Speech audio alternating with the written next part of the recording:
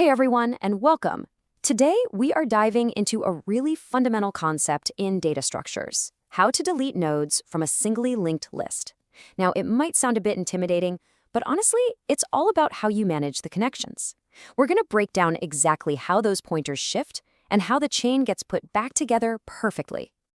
So, here's the game plan for today. We'll kick things off with a super quick recap of what a linked list even is. Then, we'll jump right into the three main deletion puzzles: taking out the first node, removing the last one, and plucking one from somewhere in the middle. And to wrap it all up, we'll summarize the key logic you'll definitely want to remember. Just for a second, picture a real physical chain. If you want to remove a link, you can't just snap it in half. You have to carefully unhook it and then refasten the two ends on either side. Otherwise, the whole thing just falls apart, right? Well, deleting a node from a linked list is exactly the same idea. It's all about carefully managing those connections to keep the whole chain intact. All right, so before we start taking links out of our chain, let's just take a quick moment to make sure we're all on the same page about the building blocks we're working with. So, what is a singly linked list?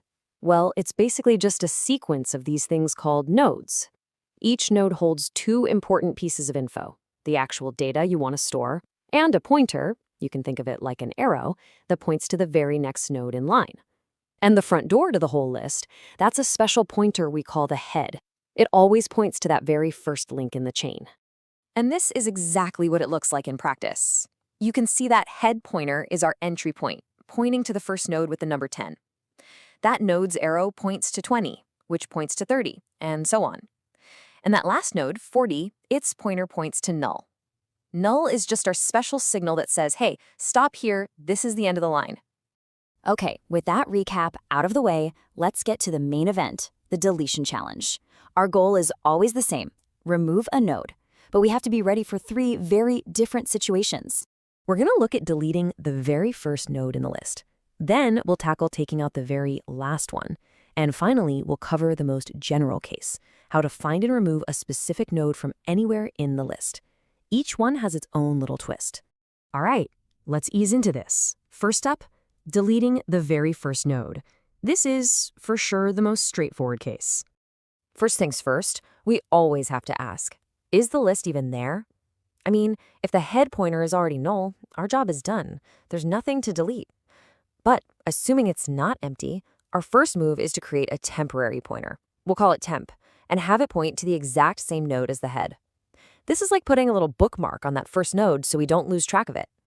Now, here comes the magic trick. All we do is tell our main head pointer to just move one step forward. So now it's pointing to what used to be the second node in the list. And just like that, the original first node is disconnected. Because we saved its location with our temp pointer, we can now safely go in, delete that node, and free up its memory. And boom, here's what it looks like afterward. That start pointer, our head, is no longer pointing to the node with a value 1. It now points directly to the node with value 7, making it the new beginning of our list. The old first node is completely gone, and the chain is perfectly updated. Simple as that. Okay, one down, two to go. Let's move on to something a little trickier: deleting the last node. This one is going to require us to take a little journey down the list. So here's the catch with a singly linked list. It's a one-way street. You can only move forward. To delete the last node, we need to find the node right before it, the second to last one, and tell it to become the new end of the list. But to find that node, we have no choice but to start at the head and walk all the way down the entire chain. There are no shortcuts. So how do we pull this off? We use a really clever two-pointer technique. Think of it like a game of follow the leader. We have one pointer, temp1, that leads the way from the head, and a second pointer, temp2, that's always exactly one step behind it. We just move them both down the list, one step at a time, until our leader, temp1, finally hits that very last node. And because temp2 is always trailing, it's now perfectly positioned at the second to last node, which is exactly what we needed. Okay, and here's the key move. Our trailing pointer is at node C, our second to last node. To cut the final node off, we just change node C's next pointer and tell it to point to null instead. That's it. Node C is now the new official end of the list, and node D has been completely cut loose. So, to finalize the whole process, Our trailing pointer temp2 is at the second to last node. We set its next pointer to null.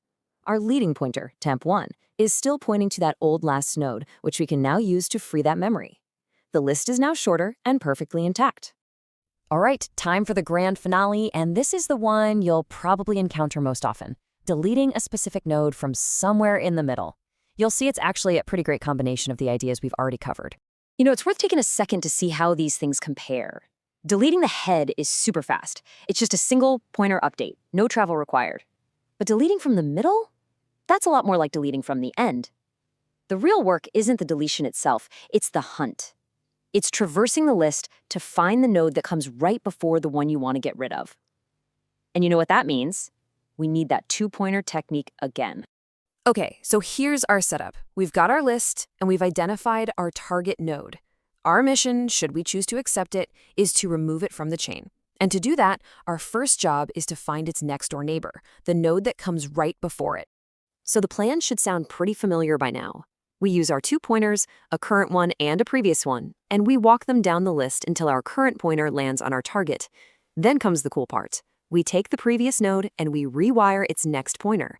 We tell it, hey, ignore that guy you're currently pointing to. Instead, I want you to point directly to his next-door neighbor.